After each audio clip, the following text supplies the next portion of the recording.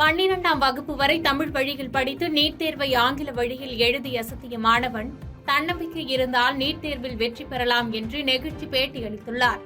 திருவாரூர் மாவட்டம் கொரடாச்சேரி அருகே உள்ள கப்பலுடையான் கிராமத்தைச் சேர்ந்த விவசாயி சிவக்குமார், கலைச்செல்வி தம்பதியரின் மகன் ஹரிஹரன். கடந்த 2022-2023 கல்வியாண்டில் அரசு மாதிரி மேல்நிலைப் பள்ளியில் 12ஆம் வகுப்பு பயின்று 600க்கு 533 மதிப்பெண் எடுத்துள்ளார். 1ஆம் வகுப்பிலிருந்து 12ஆம் வகுப்பு வரை தமிழ் வழியில் படித்த ஹரிஹரன் சமீபத்தில் நடந்து முடிந்த நீட் தேர்வில் அவர் 720க்கு 494 மதிப்பெண் எடுத்து அசத்தியுள்ளார்.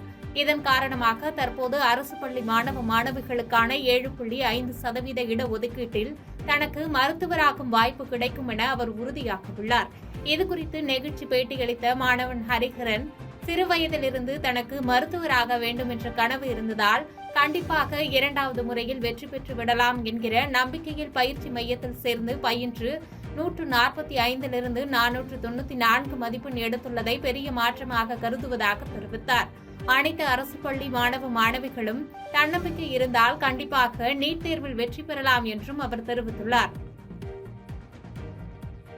பாதகம் செய்பவரை கண்டால் நாம் பயங்கொள்ளலாகாது பாப்பா, மோதி மிதித்து விடு பாப்பா, அவர் முகத்தில் உமிழ்ந்து விடு பாப்பா. அண்மை செய்திகளை உடனுக்குடன் தெரிந்து கொள்ள இணைந்திருங்கள் இயம்நாடு தொலைக்காட்சியுடன்.